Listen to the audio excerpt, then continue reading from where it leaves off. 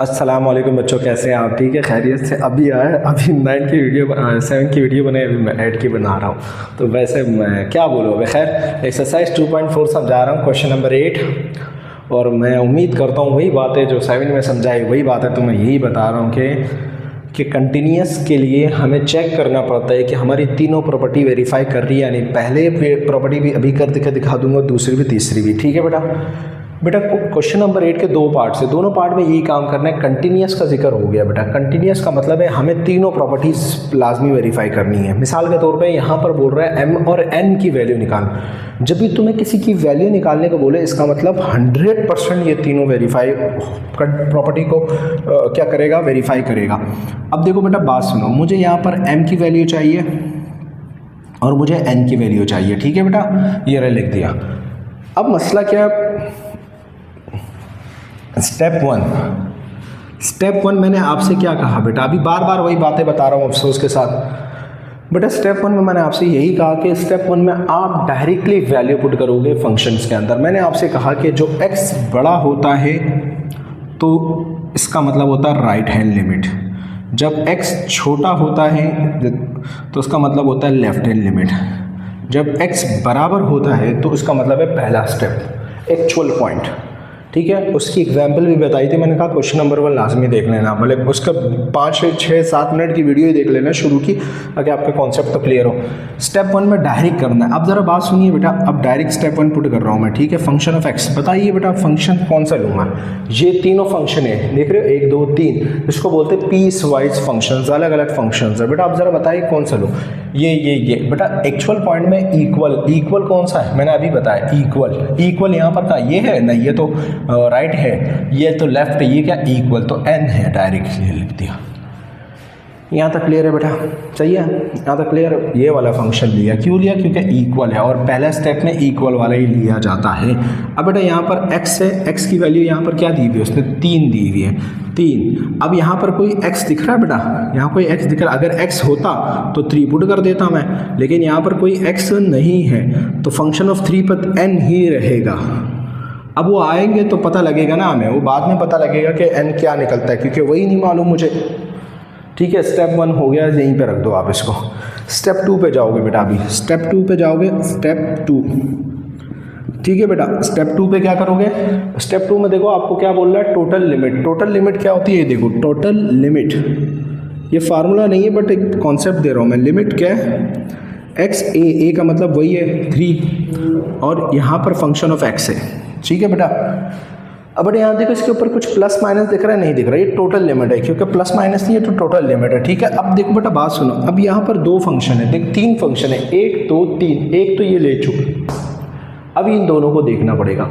अब यहाँ पर लेफ्ट और राइट का कॉन्सेप्ट है, मैंने आपको बताया जब भी x बड़ा होगा तो राइट है, जब छोटा होगा तो लेफ्ट है। तो अब यहाँ पर लिख दो बेटा, क्या लिख दो, 4 लेफ्ट राइट हैंड लिमिट। यहाँ तक क्लियर है। राइट हैंड लिमिट में क्या होता है, मैंने अभी आपको क्वेश्चन नंबर 7 में बताया कि लिमिट x अप्रोच करेगा a को फंक्शन ऑफ x, यही पूरा फंक्शन लिख दिया, और यहाँ राइट हैंड लिमिट। फ़र्क क्या है, ऊपर प्लस लगा दोगे, क्योंकि बेटा राइट हैंड लिमिट हमेशा पॉजिटिव वाले होते हैं, यानी पॉजिटिव की तरफ से आते हैं, बढ़ते जाते हैं। यहाँ तक क्लियर है। अब बेटा बात सुनो, फंक्शन लिखना है यहाँ पर इक्वल, लिमिट का लिमिट। ठीक है बेटा, x का x, बेटा a मैंने आपको अभी बताया, x इक्वल टू 3, ये वाला 3 पर है तो 3 लिखना पड़ेगा, और ऊपर क्या लगेगा, positive, function of x। Function of x क्या है बेटा, अब देखो मैंने आपसे कहा कि जब भी x बड़ा होता है, जब भी x बड़ा होता है तो वो लेफ्ट हैंड लिमिट है, तो यहाँ पर फंक्शन क्या आ रहा है, -2x + 9। समझ में, ये वाला इसलिए नहीं लिया क्योंकि वो छोटा है, छोटे पे लेफ्ट लगता है और बड़े पे क्या लगता है, राइट लगता है, यहाँ तक। और ये इक्वल पहला स्टेप का होता है। अब बेटा अप्लाई कर दो बेटा, ये 3 अंदर जाएगा, 2 का 2, x की जगह 3, प्लस का प्लस, 9 का 9। यहाँ तक क्लियर है बेटा। 2 3 जा 6, यहाँ देखो बेटा 2 3 जा 6 और प्लस 9 है, तो -6 हो गया, -6 + 9 तो +3 हो गया। ठीक है बेटा, 2 3 कैलकुलेटर में देख लेना, डायरेक्ट आंसर आ जाएगा। ये राइट हैंड लिमिट आ गई आपकी। यहाँ तक क्लियर है बेटा। अब बेटा यहीं पर लेफ्ट लिमिट कर देते हैं 4, लेफ्ट हैंड लिमिट। ठीक है बेटा, लेफ्ट में भी यही पूरी बात लिख दो, यहीं पर देखो लेफ्ट हैंड लिमिट लिख दिया, पूरा लिमिट लिख दिया, एक्स लिख दिया, ए लिख दिया, फंक्शन ऑफ एक्स। अब लेफ्ट है तो यहाँ ऊपर माइनस लगेगा, पॉजिटिव लगता है राइट पे और यहाँ माइनस।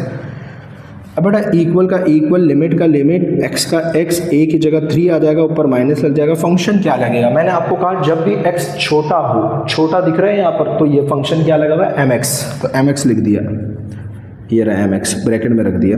अप्लाई कर दो बेटा, एक्स अंदर जाएगा, एम का एम, एम का एम, एक्स की जगह क्या आएगा? 3, जिसको आप 3m भी बोल सकते हो। तो ये लेफ्ट हैंड लिमिट हो गई। यहाँ तक क्लियर है बेटा? यहाँ अब कंटिन्यूस में क्या होता है? लेफ्ट और राइट बराबर होती है। यहाँ तक क्लियर है? कंटिन्यूस में लेफ्ट और राइट क्या होती है बेटा? बराबर होती है। लेकिन अब आप बोलोगे सर वहाँ तो 3 आ रहा है राइट और ये तो बराबर नहीं है। बेटा बात सुन, एंड में खुद पता लगेगा, जब वैल्यू मालूम होगी ना m और n की, खुद पता लग जाएगा। तो सर क्या करें अभी? बेटा काम करना है, बस बातें नहीं करो। यहाँ देखो स्टेप 3, स्टेप 3 क्या करोगे बेटा?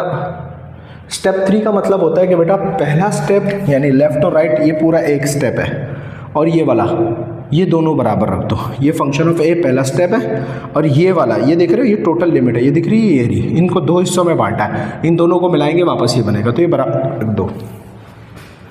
तो मैं डायरेक्ट किसको लिख रहा हूँ? लिमिट एक्स अप्रोच कर रहा है ए को, function of X equal to function of A. अब बेटा इसका मतलब ये दोनों होते हैं, ठीक है। पहला वाला 3 है तो 3 लिख दिया, इक्वल फंक्शन ऑफ एक्स क्या है? 3m लिख दिया, इक्वल फंक्शन ऑफ ए क्या है बेटा? फंक्शन ऑफ ए पे क्या है? ये रहा, ये फंक्शन ऑफ ए है बेटा, याद रखना पहला स्टेप, ठीक है। फंक्शन ऑफ ए क्या आया? n आया इसका। अब देखो बेटा बात सुनो, अब आप बोलेंगे सर ये क्या बराबर क्यों रखा? मैंने आपसे कहा ना कि दोनों बराबर होते हैं, दोनों बराबर होते हैं, और फिर ये दोनों, इसको इस फॉर्म में टोटल किया गया, इक्वल है ये रहा। मैंने इन दोनों की जगह ये दोनों लिख दिए और इनकी वैल्यू रख दी वो रही, और इसकी जगह बेटा ये रहा, यानी ये रहा, और ये पहला स्टेप होता है, याद रखना, ठीक है बेटा। n है। अब बेटा बात सुनो, मैंने क्या किया? 3 इक्वल, अब मैंने क्या किया? कंसीडर, देखो क्या किया, कंसीडर क्या किया बेटा? 3 को 3 रखा और 3 के साथ इस 3m को लिख दिया, इक्वल। फिर मैंने क्या किया बेटा? आपकी मर्जी है, फिर मैंने इस n को रखा, ये रहा n, और इसके साथ इस 3 को रख दिया। यहाँ तक कोई मसला बेटा? नहीं बेटा, एक n इक्वल टू 3 आ गया, सही है। और बेटा यहाँ देखो 3 इधर मल्टीप्लाई हो रहा है, उधर जाके क्या हो जाएगा? डिवाइड m हो गया।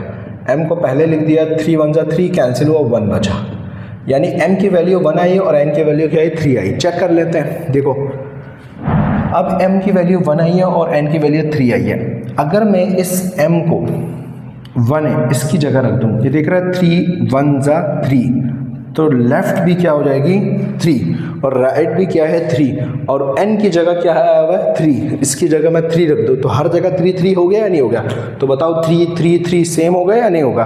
तो बेटा इसलिए मैं कहता हूँ कंटिन्यूस में सारे सेम होते हैं। यहाँ तक क्लियर है बेटा? तो यही क्वेश्चन है, बस एंड में लिख देना यहाँ पर 10 the required value of m is 1 and n is 3, बस ये लिख दो।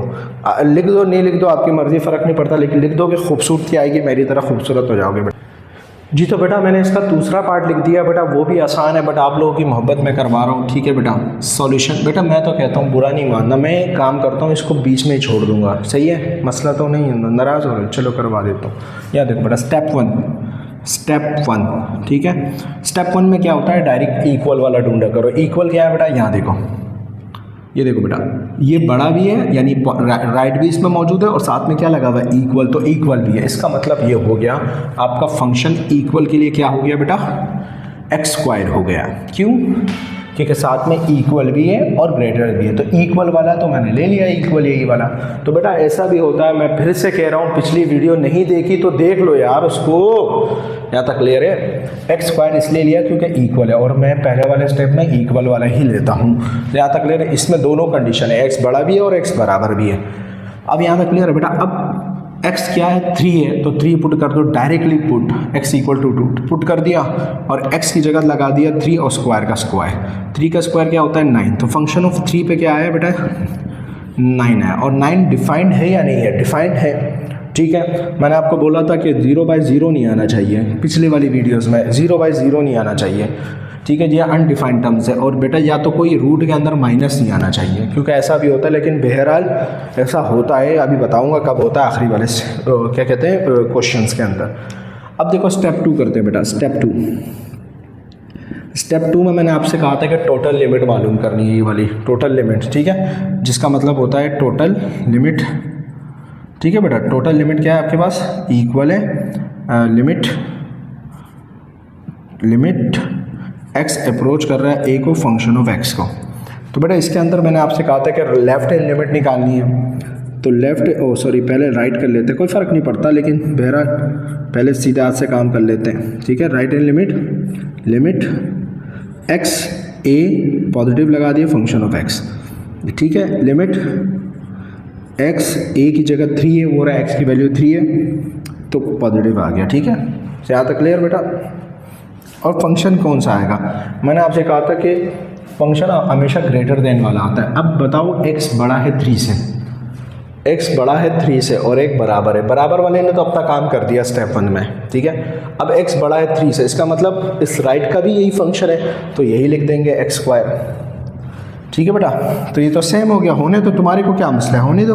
3 यहाँ पर हो गया 3 का स्क्वायर, और 3 का स्क्वायर बेटा क्या होता है, x की जगह 3 चला गया और स्क्वायर का स्क्वायर, 3 का स्क्वायर क्या होता है 9। तो ये आपके पास क्या आ गया बेटा, राइट हैंड लिमिट, ये राइट हैंड। अब आ जाओ बेटा लेफ्ट पे चलते हैं। ठीक है बेटा, लेफ्ट लिमिट क्या है, फॉर लेफ्ट हैंड लिमिट में लेस देन वाला होता है left hand limit equal to limit x approach कर रहा है ए, नेगेटिव ऊपर आएगा फंक्शन ऑफ एक्स को। अब बेटा लिमिट में क्या होता है, लेस देन होता है, लेस देन क्या होता है बेटा, लेस देन ये वाला फंक्शन है, ये देख रहे हो लेस देन। ठीक है, यहाँ कोई इक्वल नहीं लगा हुआ। ठीक है, तो यहाँ पर लिमिट एक्स ए की जगह 3 आएगा, ऊपर नेगेटिव लगा देते, फंक्शन ऑफ एक्स क्या है एम एक्स। अब ये m उधर चला जाएगा तो 3x की जगह m 3 आ जाएगा, 3 क्या और m का m आ जाएगा, तो 3m हो गया। तो ये आपका लेफ्ट हैंड लिमिट आ गया। ऐसे ही बेटा दोनों आ गए। अब यहाँ तक मसला पता है क्या, कुछ भी नहीं है, आगे सॉल्व करते हैं। स्टेप 3 पे चलते हैं, क्योंकि m के और n की वैल्यू निकालनी है तो स्टेप 3 तो ज़रूरी है। अब बेटा यहाँ लिखो स्टेप 3। ठीक है बेटा, स्टेप 3 में क्या होता है, तीनों को बराबर रख दो। मैंने आपको अभी बताया कैसे, लिमिट स्टेप 3 देखो, limit function of x equal to function of a। ठीक है, इसका मतलब होता है लेफ्ट हैंड लिमिट बराबर है किसके, राइट हैंड लिमिट। इसका मतलब ये होता है दोनों बराबर होते हैं, और ये जैसा था वैसे। लेफ्ट हैंड लिमिट कितनी आई आपके पास 3m, राइट हैंड लिमिट कितनी आई 9, फंक्शन ऑफ a भी कितना आया 9 आया। ठीक है, ये फंक्शन ऑफ a है, ये रहा। अब देखो बेटा दोनों को कंसिडर करो, इसको बराबर रख दिया 3m बराबर 9 के, तो 3 इधर मल्टीप्लाई हो रहा है, उधर जाके क्या हो जाएगा डिवाइड में, इधर 3 है नीचे चला जाएगा, 3 3 सा 9 हो जाएगा। तो आपकी वैल्यू आ गई n। अब आप बोलोगे सर इन दोनों को बराबर रख के फ़ायदा क्या होगा, 9 इक्वल टू 9 क्या है सर, n का है इसके अंदर। बेटा पार्ट 2 के अंदर n नहीं है तो आपको निकालने की ज़रूरत नहीं है। पार्ट 1 में था n, तो n दोनों निकाल दिए, यहाँ पर n नहीं है तो नहीं निकालो, बस ये आपका आंसर हो गया। Thus the required value of m is 3। Check करना है कि आया क्या सही है, यानी m की वैल्यू 3 उठा के इसके अंदर पुट कर दो, 3 3 सा 9, तीनों बराबर 9 आ गए जी। तो बेटा उम्मीद करता हूँ ये दोनों पार्ट आपकी समझ में आ गए होंगे। बेटा आप 9 वाला पार्ट करेंगे इंशाल्लाह। अल्लाह हाफिज़।